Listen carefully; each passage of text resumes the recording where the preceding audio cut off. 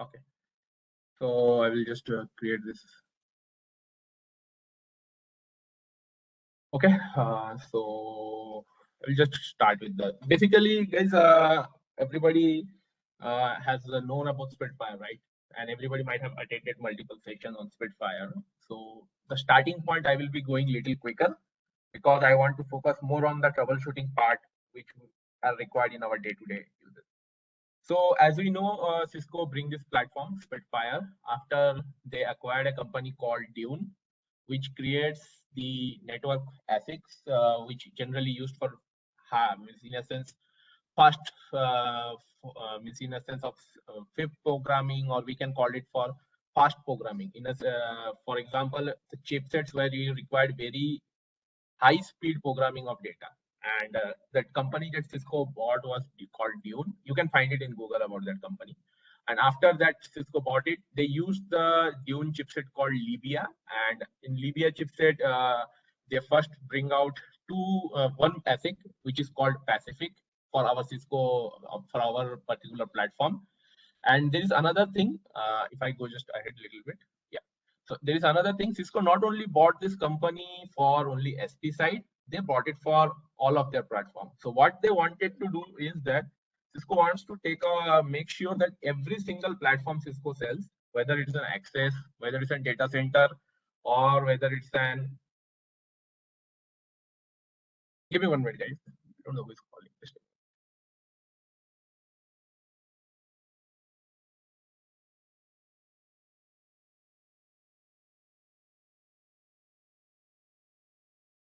Vijay, you can pause the record.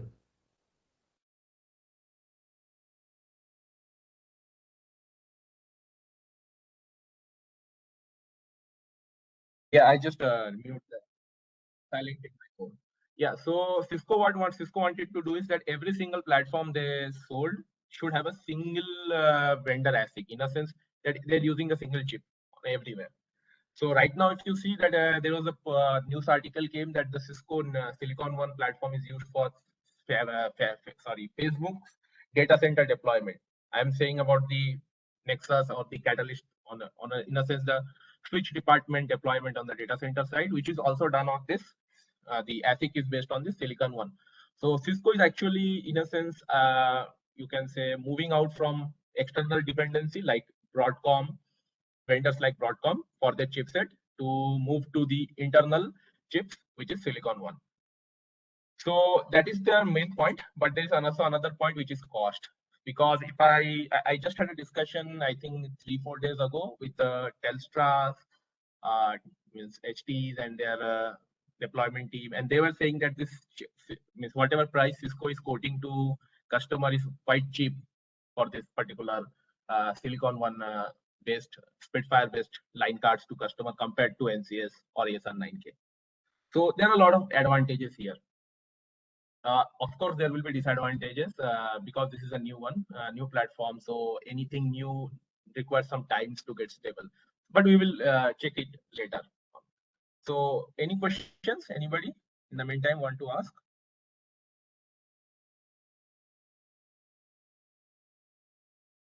No, very good. Carry on. Yeah. So these are all the advantages as means for the Silicon One side.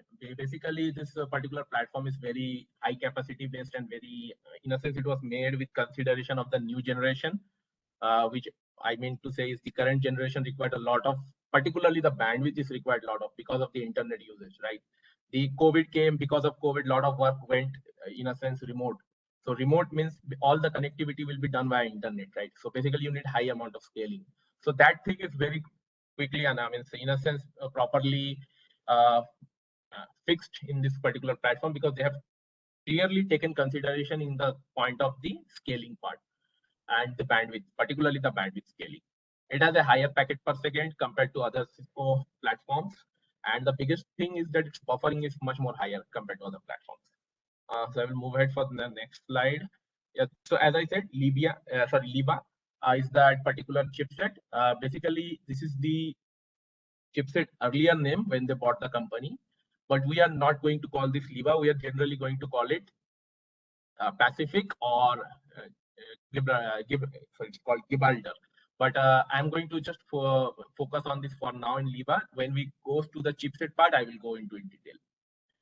So as I said, these are the advantages. It's written here generally that how much flip size you need, the buffers, the internal TCAPs.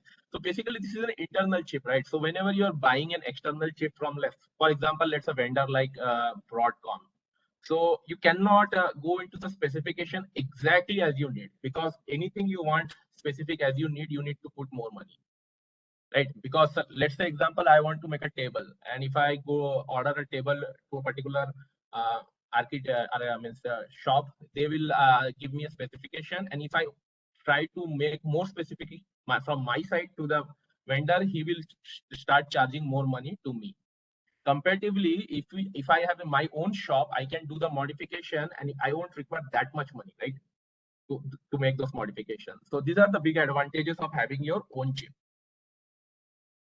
So the product family, we already know that there will be always, means in Cisco service provider specifically, there will be always two types, right? One is a fixed chassis for access and or in a small sites, and another will be a modular chassis where you require a large amount of in a scaling scenario or large amount of deployments. So Spitfire has both these platforms, 8201, 8202. You can say there's a single chassis platforms, whereas 8808, 8812, and 8818 is your core or innocent data center or particularly service provider major core center specific deployments. So in Spitfire, as I said, there are two types of, one is distributed or called modular and another is fixed. So as you see here, this specific is nothing but the chipset name. What I mean by chipset is the NP. In ASR 90, we called NP, right? Network processor. Or in NCS, we called it network processing unit. So the NP name specific. We used to call it Jericho. In 9K, it's actually, and I think I'm forgetting the vendor name, but it's an Israeli company. But here we have it from our own chipset. We have named it Pacific. It's the generation first chip. So guys, any question till now? Or I can move forward again. Go ahead. Okay. Yeah, one question here over here. You are talking about this fixed and distributed architecture. Yes. That is from the box perspective, right? Not from the chipset perspective. Yes. On the box perspective, basically fixed in a sense that you max you will have, let's say, two Pacific, but it will be in a single box and it will be single line card mostly. 8802, there might be two line cards, but they will be connected by a single fabric within that same box. It is an inbuilt fabric, not a separate fabric. In modular, what will happen is your chipset will connect to fabric chip. What I'm saying is your line card will connect to fabric, your RP will connect to fabric. Every communication will happen with the fabric. No, no. Okay, so maybe a stupid question over here, but I see that you are showing the CPU as a separate component, Mm-hmm. the silicon one that is Pacific as a separate. So what is the role that Pacific? Yeah, CPU is your Intel. Every line card has two components in a sense of processing. I'm saying one is your network processing for the PIP, TCAM, or in a sense QoS. Network specific processing generally happens on the NP. Here it is named as specific. Like your FIP processing, the line card, the programming of the prefix in the line card will happen on the NP. So that is your specific chip. Okay, got it. But there is another thing, which is your normal processing. For example, you want to process some kind of, let's say, ARP request or something. That kind of processing happens on the CPU. It's the separate. It is Intel Broadwell here. Okay. So that's why this has been separated.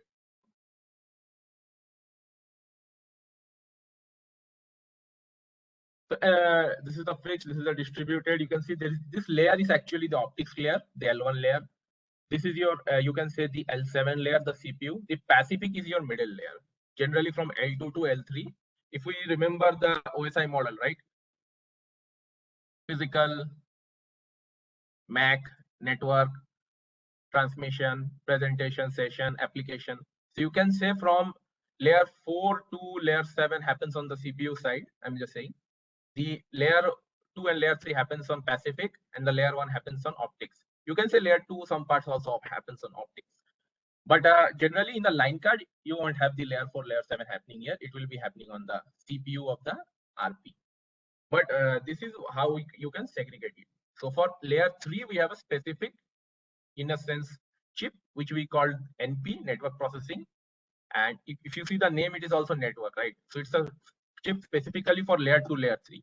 And that chip here, we called it Pacific. We have named it Pacific. It's actually a LIBA chip made by Dune, which has been now owned by Cisco. Or in a sense, they have, I think, take a major shareholder on that company.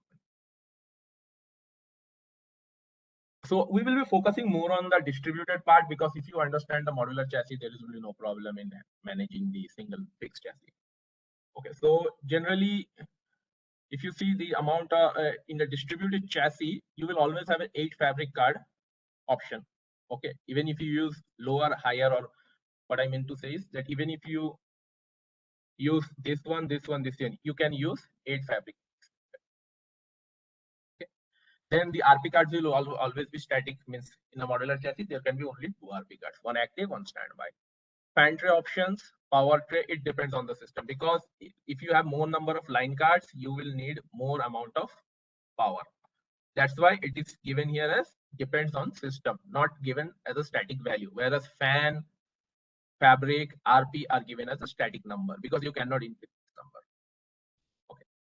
And Naresh, I have a question for the fabric cards. Let's say they are redundant, right? Is there like minimum of this many fabric cards are needed to? Yes. You will have these options. Yes, there is a particular option here. How many fabric cards? There are actually 2 options here. I will go into it when I go into fabric.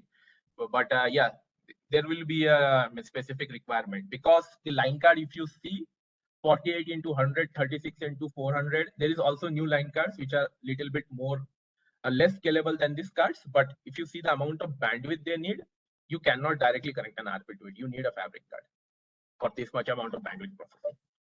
Okay. So if you go into the specific chassis, if you see, this is an 8812. We are going to focus on 8812 specifically, because in lab also we have an 8812. So if you see, this is a top-down approach, you can say. The means line cards are in the bottom side, PSU is on the upper side, and the fan, if you ask me, it's on the back side. Because of they need to actually, means it's more on the design side, but they also want to make sure, I think, to cool the fabric cards. Okay. They want they might have during the testing, when they design this, they might have thought about this specifically. The most amount of pressure might have been coming on the fabrics on the heating side, so they kept the fan on the back side. I think this kind of similar design is on NCS also. If you see the NCS, it follows the same design. I'm saying about the Freda NCS 5500. So modular chassis. So this is expected. I think they are following these designs, and sometimes ASM9K, I think these power units used to be on the downside, but they have now, I think, moved to the upper side.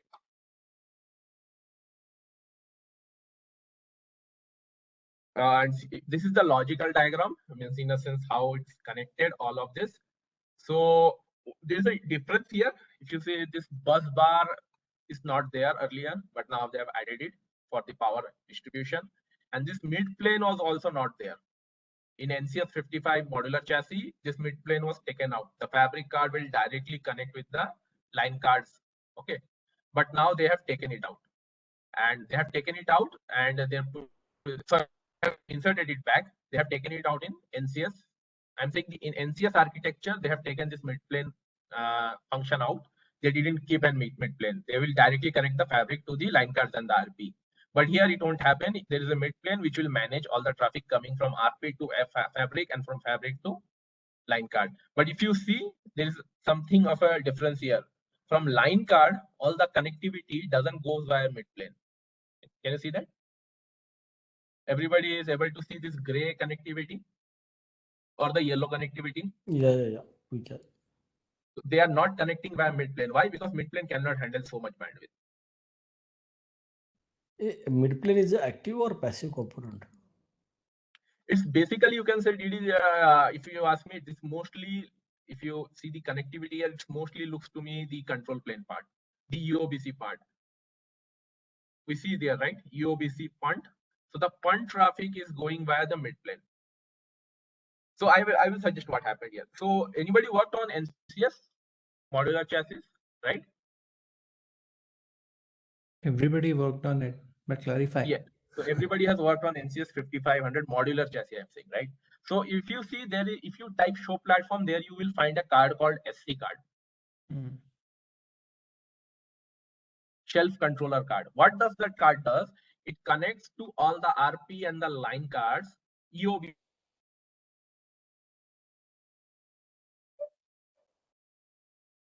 NCS. What they have did after NCS is that they remove the shelf controller card and they put a mid plane here. So rather than connecting via shelf controller card, it connects via mid plane, and via mid plane, it then connects to the fabric, line card, and everywhere. So there are two connectivities here. What I'm saying is that your data traffic won't come via mid plane; it will directly go to the fabric card. Okay, but your control plane traffic internally within the chassis, the heartbeat detection, the control plane updates. Let's say the RP wants to update something in the line card in the control plane.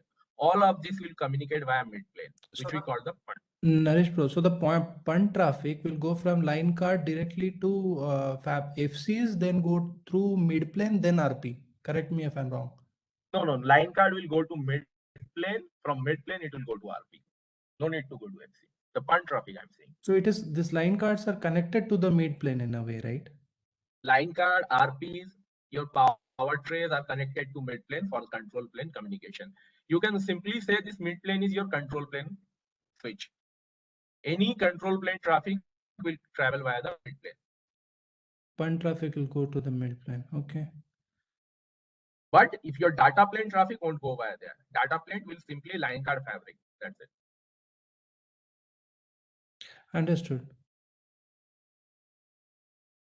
So any localized traffic which is initiated by the router itself will also pass through the mid plane.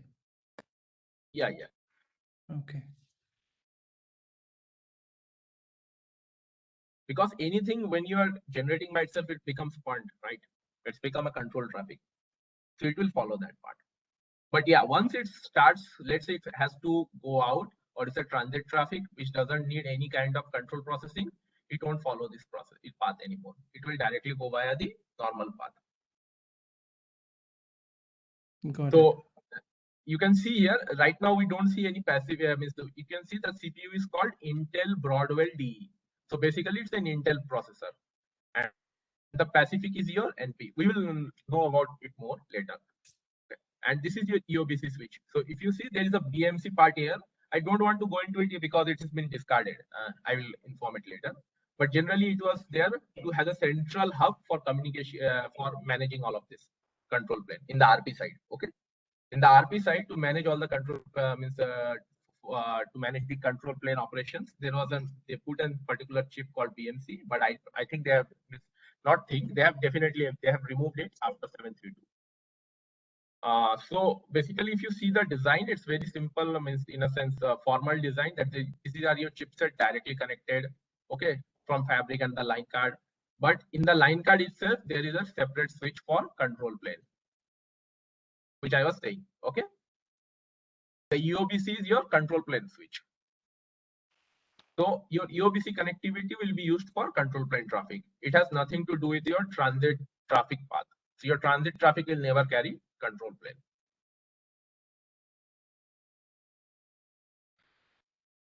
Understood. Naresh bro, how many of these internal components are CLI visible that we can see in the CLI?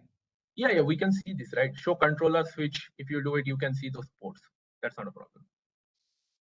So, can we see this Broadwell CPU, NP, sensors, everything inside the CLI, right? No, not that. Okay.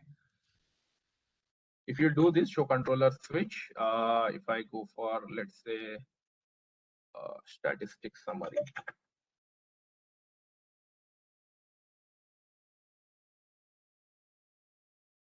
So you can see, right? So this link is down, admin state down towards RP1. So these are all your links which we are seeing. Let me just make it bigger.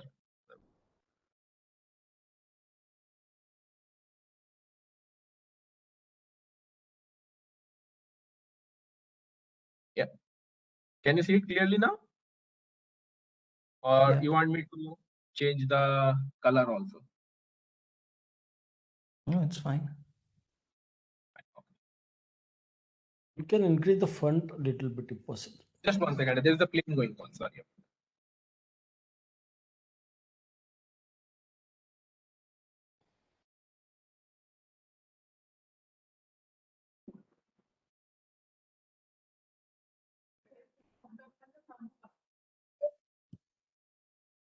Okay, so we can say it that it's down. This is your control plane connectivity. I am seeing this on the line card. Even on the RP, you will have it. Okay. EOBC port, the BMC port, the line card ports. Okay. So sorry. Yeah. So page number 13, I will just come to. Yeah. So now anybody has any question, and you can see also see the amount of capacity. It's a 10 gig link. Okay. What is this BMC? BMC is a specific in a sense chip they have made. In a sense, you can say in a system they have built for Spitfire. So like server, what happens? They used to have a particular separate, you can say entity to control the this particular functions of the server externally without any connectivity from the router. What I mean to say connectivity that without any particular management connectivity from the router, you can directly control it from the BMC side. So they have removed this feature because it was creating a lot of problems. So we'll come to the BMC later. So any other question, guys? Yeah. This Naresh, power zone also I will talk about it. on the previous on the CLI, there was a down, right? And when you give that output, so what was the reason that? That we need Something to check I saw over down right? up. It says that admin down, but we have to check. It might be that the link has a fault. It can happen. And Okay. second thing is that there might be no connectivity to it. It's not required at all. So that's something, because sometimes what happens that says RP1, right? If it's the active RP0, it should keep its downlink down with RP1. There's no need for line card to communicate with RP1. Okay. So this is the RP basically model of the Spitfire. We can clearly see the console ports, the management port. This is just for a viewpoint. Basically, if you need it, generally means, let's say you have an RMA case and the customer is saying, where is the console port? I am not able to find it. So you can see this and you can suggest him, see that there will be a console written just near the Cisco logo in the RP. So you can just check this and suggest him. And you can see this is your BMC port. This SFP plus is your BMC port.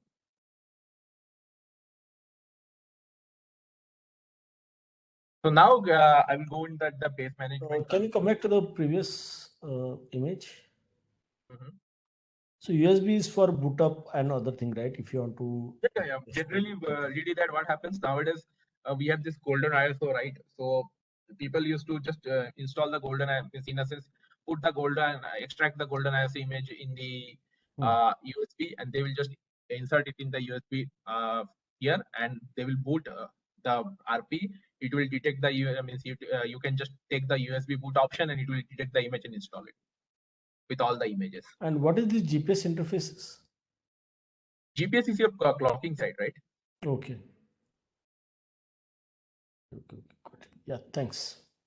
So the base management controller BMC, as Didi was asking earlier. So basically, they made it for this sector and the other, as I said, for basically you can say another management port kind of scenario, which you can use. But they have basically decided not to use it. That is the only reason I'm not going to go too much into detail, because it is going to be discontinued completely.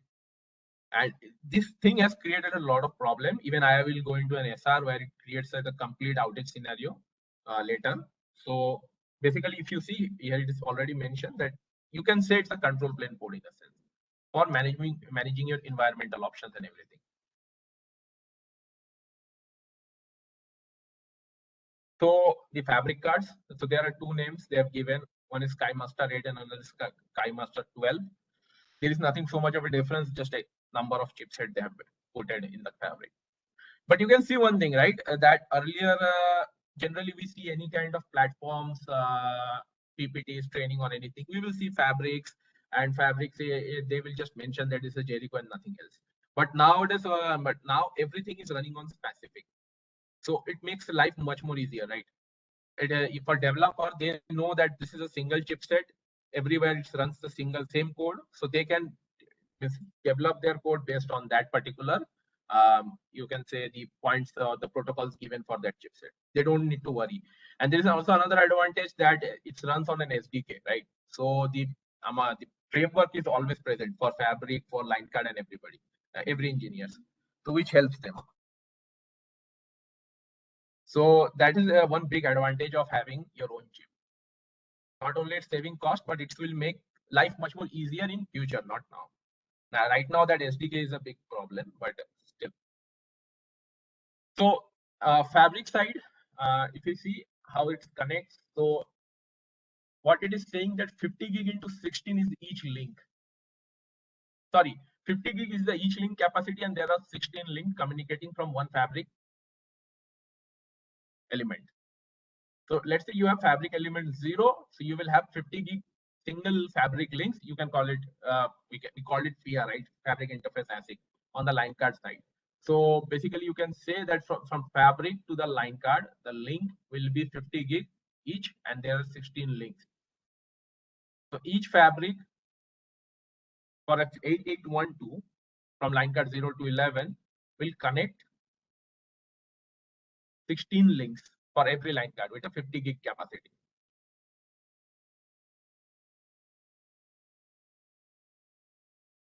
And by a PCI switch, the control plane or the FPGA programming and everything will be done, not here. This is only for the transit traffic. This is your So here on this diagram, right? So we have showing the connectivity from FE0 to LC. So likewise, we'll have the connectivity from all LCs to all the FEs, right? FE1 and FE2. From all the LC, I couldn't understand. Yeah, So right now FE1, FE2. Yeah, sure. That is why it is called dot. That's what. Yeah. Let me just show again. So if I go here,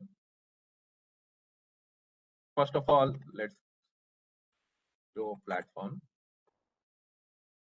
We can see the Fabric, right? So it has how many? 1, 2, 3, 4, 5. So this is running a 5 mode Fabric option.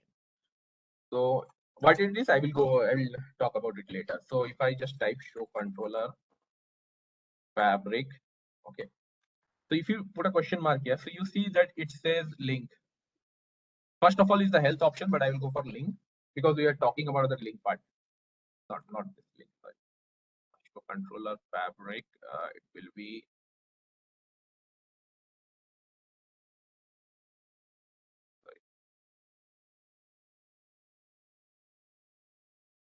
Fabric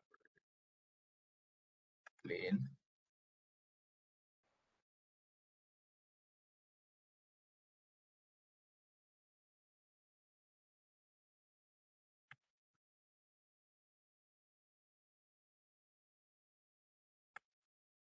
Yeah, sorry. Yeah, show controller Fabric link port.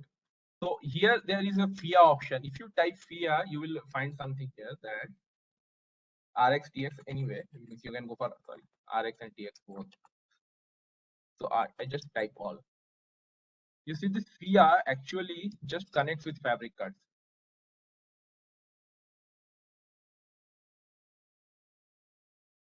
There will be no line cards here. So the FIA connectivity will only between the Fabric to Fabric. But if I go for other port types, which is S1, S2, and S3,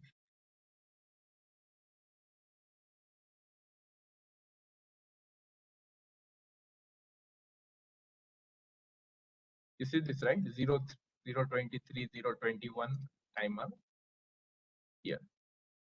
There it is. So the ports which connects to your line card are the S1, S2, S3, not the FIA cards, FIA links. FIA links will only connect with your Fabric. But the S1, S2, S3 links will not only connect, they will generally connect with your line cards. So anybody remember CRS Fabric connectivity? No, it will be difficult, Naresh. Hard. What could have But worked. I don't want to go too much deep into it because there are other components I have to go into this session. But yeah, I will try to go as fast as possible on this part. That generally in CRS there was a model that S1 will connect to this chassis. This is a multi-chassis environment setup. This S1 will connect from your internal to chassis. S2 will connect to your fabric, and S3 is I think from fabric to fabric. There's some kind of a concept like this in CRS. So they have taken that model but not applied it completely. So what we can see here that the S1, at least the S1 ports here are connecting towards the line cards, not on the fabrics. Whereas the fabric connectivity is via FIA. So if you have an issue, let's say I'm just saying you have an issue that a line card is dropping traffic. Your port is up, everything is off, but you are seeing that some traffic is getting dropped. So it might be an issue. There can be two issues. If all the line cards are giving same kind of symptom, the issue can be on the FIA side. Might be one FIA link is down. That's why most of the line card traffic is getting dropped on that particular FIA link being down. I'm just saying. Generally, you have too much redundancy. You don't need to worry with this much amount of bandwidth capacity. But you can get an idea, right? If all the line cards are affected, issue is on the fabric, you need to check the FIA links. But if there's particular one line card which is giving you trouble, then you need to check on the particular fabric to line card port mapping. Might be that line card has a problem with the fabric. The port connected to fabric is have a problem with the line. Means the connectivity between the line card and the fabric link might have a problem, not the fabric to fabric. So you can easily isolate it. Generally, it will be a line card issue, but you can easily isolate based on the idea that what kind of problem you are facing. So that's why I wanted to just go into it a little bit. But anything question regarding this, Govardhan? No questions. Yeah, I just wanted to, update everyone that it has a connectivity to all the EFCs. That's what we have in there. Thanks. Okay. So let me again 17.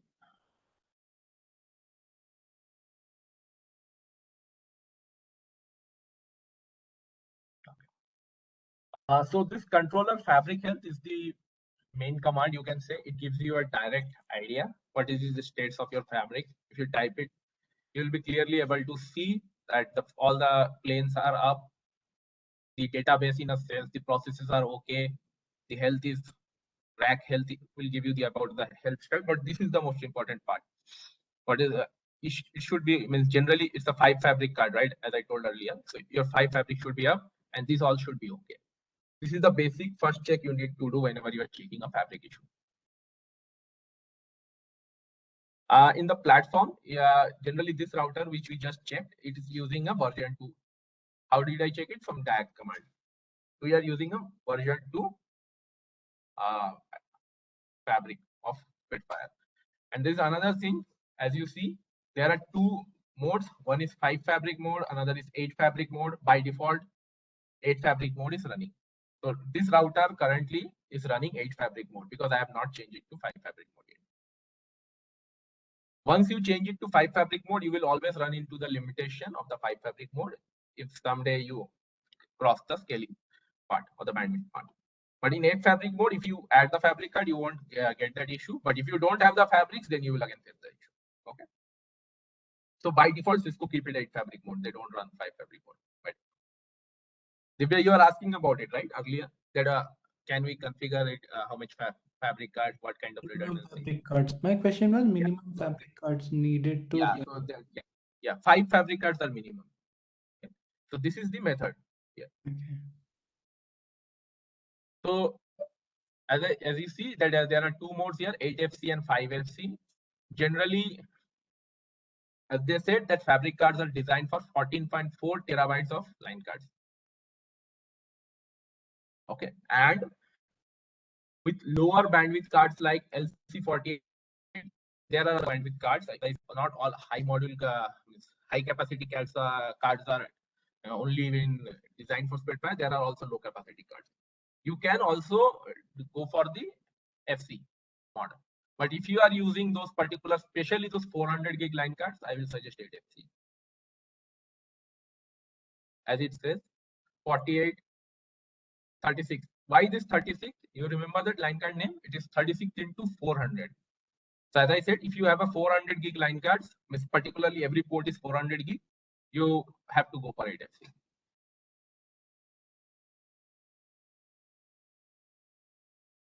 It's 36 into 400 gig each.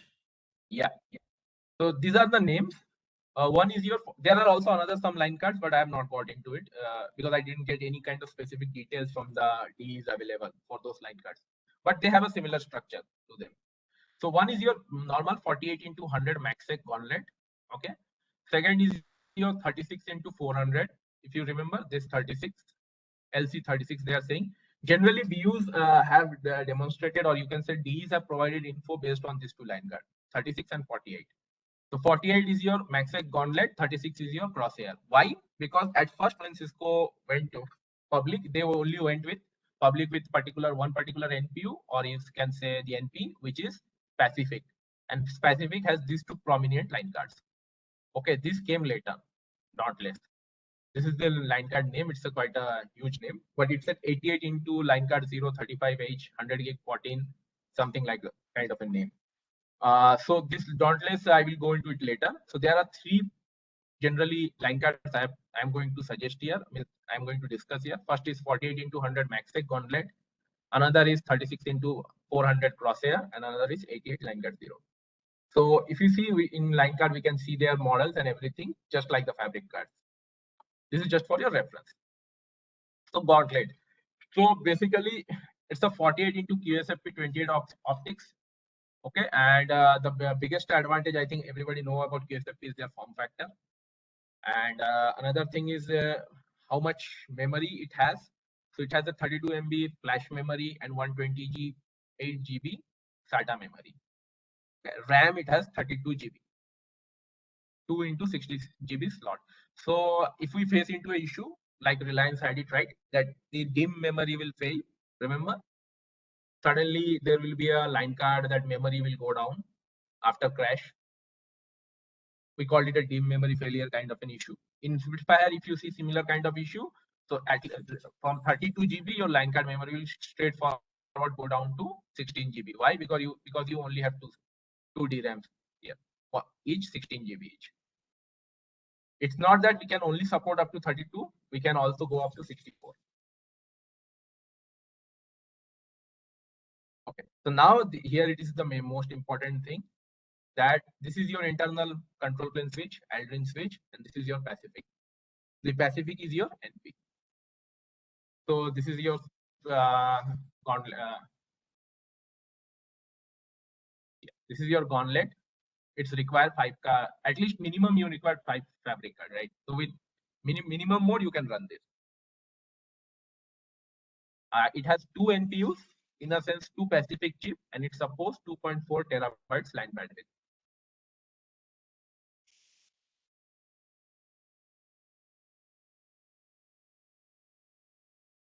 This is the internal connectivity. Now this clocking is, you should know, right, that the optics also require clocking information.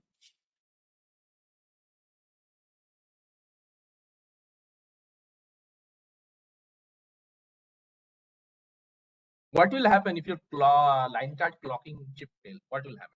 Or it's malfunctioning?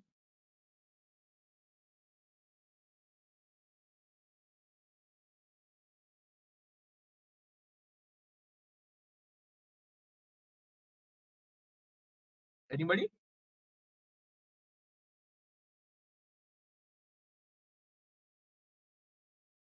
No idea. I think Naresh, carry on. So basically, if you get into a situation where all the optics ports are flapping intermittently, you have no idea why they're flapping like this. There is a high possibility there is an issue in the clocking. If particular optic is failing, it can be an issue in the PHY. I'm not saying that the optics cannot be faulty. I'm just saying if a particular optics is flapping, or couple of optics are flapping sharing a same PHY chip, then it can be issue in the PHY. But all of them are flapping in the same line card. It cannot be all the optics failure, right? And all the links are faulty. There can be issue in the clocking, either on the RP or in your line card.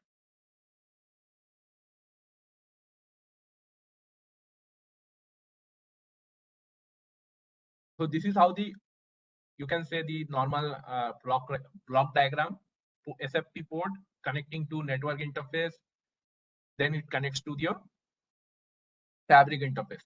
Okay. Then there is a crosshair. It's a 36 into 400. Now this 400 means there will be some specific requirement here. We will just see. There is a real timer. Hey Naresh. Yeah. One quick question. So Mhm. so Spitfire is all about Silicon One ASIC, right? So this ASIC is also part of the line card, or is it only on the We cannot RFC? say Silicon One ASIC. It's just a code name for customers. For internally, Okay. we should call it Pacific or Gibraltar. I will come into it later. The naming. Okay, okay. Okay. So this is running a 3.6 terabyte Pacific NPU. So there are 4 NPUs. They are connecting to the fabrics. You will need 12 into 50 gigs of links. That's why you require minimum 8 fabric cards. Otherwise, you won't be able to sustain a single line card. Okay.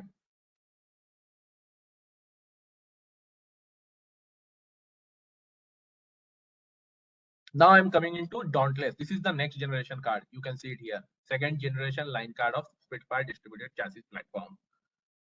So this card has a big advantage. If you see crosshair, all 400. Before that, all 100. I see here, it's 400, all 400 ports. If I go into Gauntlet, all 100 gig. But if I come into this next generation, they fixed this. Why? Some customer need in a single line card that they need the 100 and 400 gig together. So they fixed this in this line card. But there is also another big advantage. This big thing changed here is the Q200 NPU. Actually, the Pacific is called P100. Sorry, let the slide go.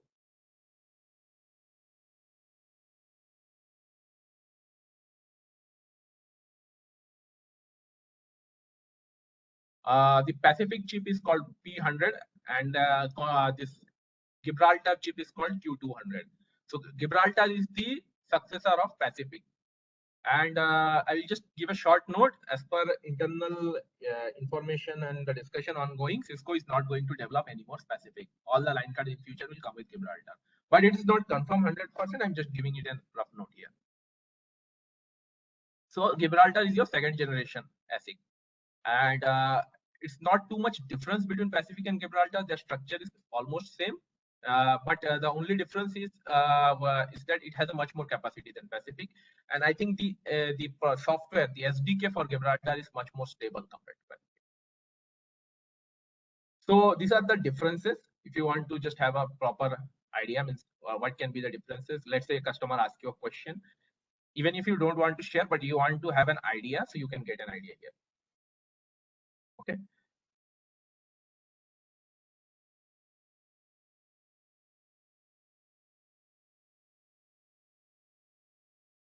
So Dauntless also comes with a power profile option. Okay, why power profile? So basically, let's say you don't want to use so much bandwidth, right? Or in a sense, you don't need the full capacity of line card, but your line card is still taking the power it requires for a full capacity, just to be sure.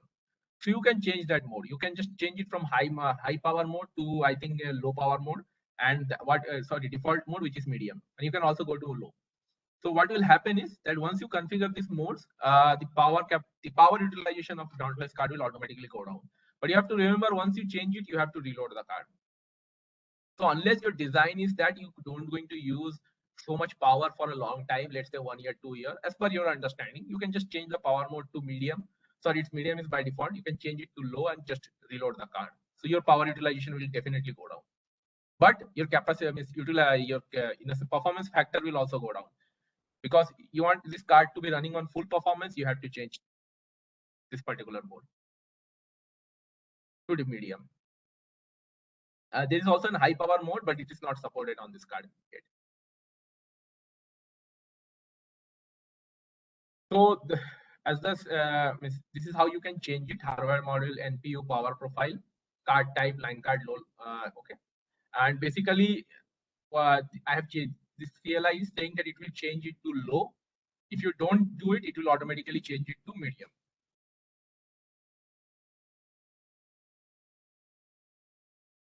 So if you do it, let's say in the low, only 100 gig is supported. 400 gig ports will automatically switch back to 100 gigs. Okay. But if you are running in a normal default, all will be as it is by default. Means 400 gig will run 400 gig, 100 gig will run 100 gig.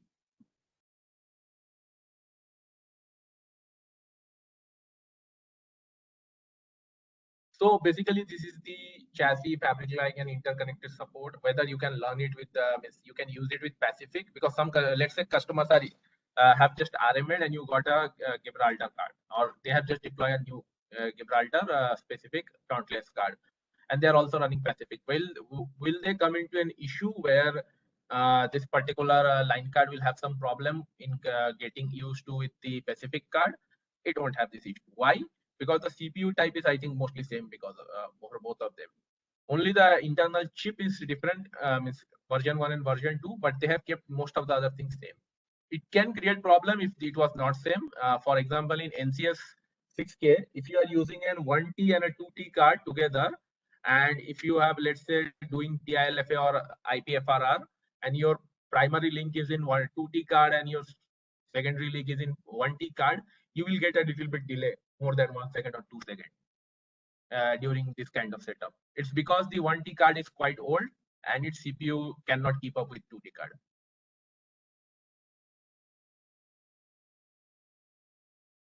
So this is the block diagram, and we can it's very if you see here, the difference is not so much with the other cards. It's almost similar, and yeah, we can see it's almost similar. The only thing here is that this XGXW Aldrin is your EOBC switch. That's it.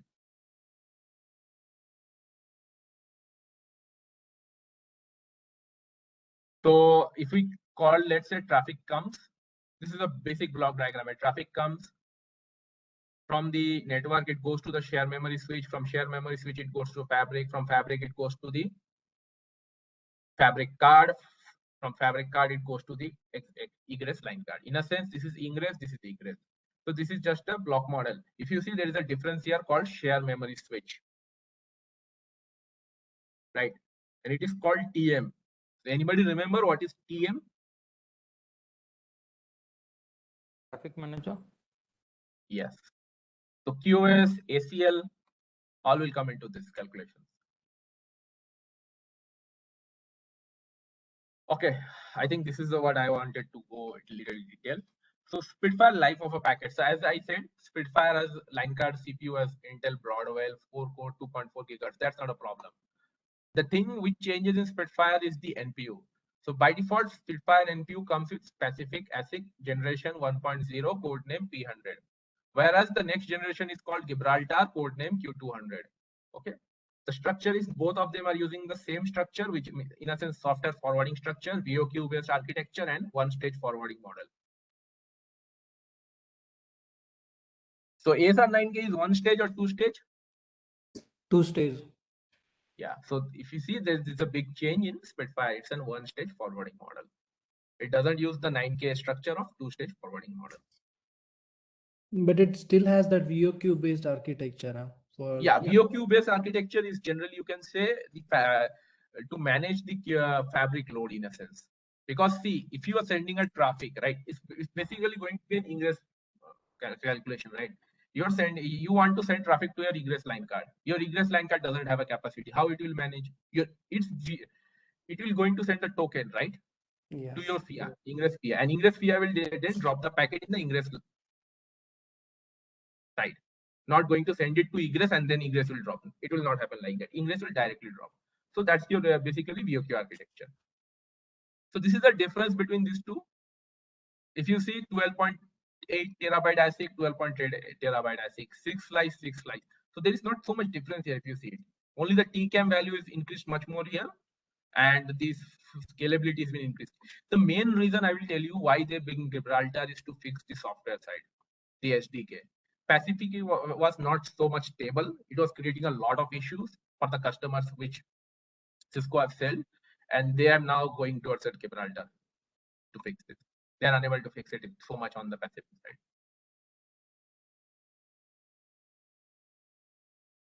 This is just a block diagram. Yeah, now you need to see this. Why? Because you will get the same thing on the command which I will show after this. So if your traffic comes, it hits your interface manager, then what in the NP side, right? If you see, these are your blocks: parse, termination, forward resolution, extension, packet buffering. Then there is your traffic manager, VOQ, shared memory subsystem, crossbar, transmission, IFG. Crossbar is your fabric link. Okay. Now, why I'm saying this important here? Because if you see and run this command, this debug shell one is your particular NP ASIC you want to run. Okay. So here I am going for, let's say, I will just go here temporary. Yeah. If you say, if let's say I want to check slice one, you see this NPU core slice one. So every NPU has multiple slices. We used to call NPs, right? If you remember in ASR90, we used to call NPs, NP1, NP2, NP3, and every NP will have multiple ports, right? Yep. Here we will have slice. Every slice will have then their ports. So if I go here, for slice one, I am going for all the counters of this particular line card. So it will give me output in 2 stages. So if you see, this is slice 0, slice 1, slice 2, slice 3, slice 4, slice 5. But which particular thing I'm going to check here? Oh, sorry, this is not slice, my bad. This is fabric. This is fabric ASIC. Sorry, my bad. I miscommunicated. This is your fabric ASIC. So every line card is connected to a particular fabric ASIC. When we check the show controller NPU driver, we can see the value. Okay, so that fabric ASIC will have all the slices based on that particular card. So for this card, if when I type this, I see this output. So every slice output will be here. So you see this bracket, slice 0, the brackets for every slice. It's quite Okay. messed up output. For 9K, Yeah, it's a messed up output. It's actually per NP we can see. So here can we see per slice Yeah. output? And how they have divided it is this crossbar. Shit, man. Okay.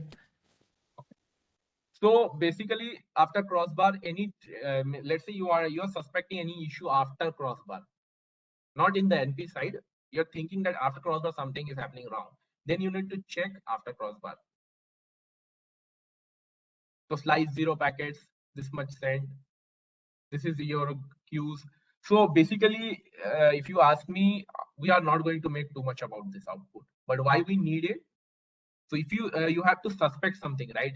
Say, let's say you are suspecting that it might be dropping here. So you need to capture this output. Otherwise, DU will ask you to again capture it during problematic time.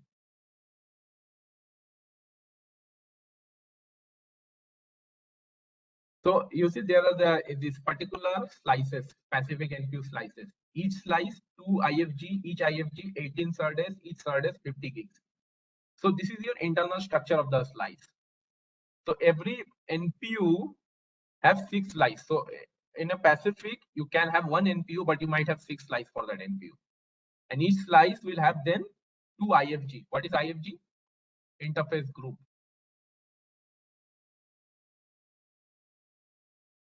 Okay. And then these IFGs will have SERDES. SERDES is your internal link.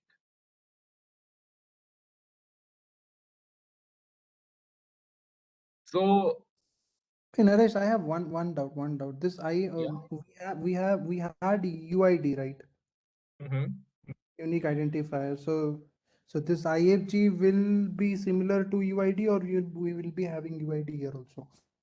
no, IFG is different. You will have a separate ID for this. How we can check this, I will go into it later. Okay. So you just get an idea here now why these NPU and slices are, how they have been at least created for Pacific and Gibraltar. So you at least have an idea, right? That if your your ports are assigned to slices, slices are assigned to NPU. This is the Okay. okay. Understood. Now, Understood. yeah. Now how we can check it, right? So basically, this is your ESD part. Remember these 4 ports, these 3 ports. What I'm saying: 1538, 1282, 1586. This is for line card RX only. So these are the port names. Why you need them? So let's say you got an issue that your control plane packet, let's say you have an OSPF flapping. and you can see in LPTS that your line card is getting the OSPF packet, and you are suspecting that the OSPF packet might be dropped from LPTS towards the RP CPU. What you can do is you can just go into the RP bash and run a TCP dump to where? Towards this particular SPP. From which side you have to run the TCP dump? You can dump it on both sides, but for more filtration, you can dump it on the RX side. OSPF packets from your line card is coming to your RP or not. You can check here. Okay.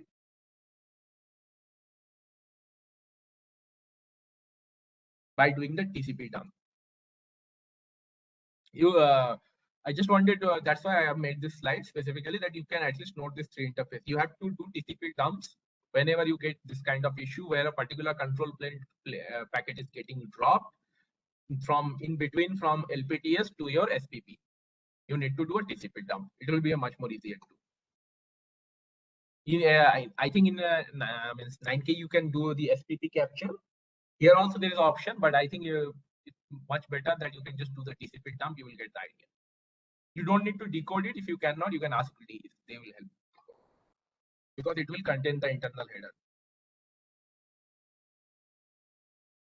So in 9K, we could see SPP counters if there are errors or drops. So here we have to take TCP dump and analyze it. No. You can see the SPP counters here also, but you are suspecting. Then how you will verify how it is getting dropped? Okay. So this is the intra-NP communication interface group, RXPP, crossbar TXPP interface group. So it's a very simple, right? Packet comes, goes into interface group, goes into RXPP, then crossbar, then TXPP, then IFG interface group. If you go much more in detail from Fabric, there's a NPN Fabric, right? Pacific chip. So it will be like this in Fabric with the Fabric card. So these are all the CLIs you can use, okay, for the punt packet. But I'll go skip punt packet for now because it will become much more detailed. But as I said, the SPP, this is your port. You remember I suggested that port? This port, this port when I suggested? SPP 1538. Yeah. So let's say you suspecting some issue, right? So your punt traffic, so it will come via this ESD to your line card. Let's say your R packet is getting dropped. You believing that it's getting dropped somewhere here in this between from the LPTS towards this particular SPP. So you can take a capture here and verify it, right? You don't see any capture, but you see the NP counter is increasing in LPTS. That means the packet is dropping here. You can give that information. You can also check this information from these commands. The show controller commands, it will give you information on the ESD side. Naresh, just sorry to bother you, stopping in between. Team, we have exceeded the time. Those of you who want to stay, how much is more content is left, Naresh? You can say 55% happened. Yeah. Oh, okay. Okay, okay, guys. In that case, maybe we can we do that as a break or a separate session, Naresh? Yeah, that's depend on the teammates' availability. That should be okay because we need to be a bit cognizant with respect to time. Because right now I also start feeling that it's too much for me. I need to go back what you shared and then come back. So we'll schedule another. How much time we need? 1 hour more? Yeah, 1 hour. I think I will be able to finish the rest of the part. Then maybe we'll set up time again after a week, 1 hour for you. Okay. Yeah, sure. Sure. So if anyone has any questions at this time for this session, we can just proceed with that, and probably we can do a follow-up session next week. Guys, anyone any questions? Feel free. Nothing from my side. If it pops up while going through again, I'll reach out to him personally.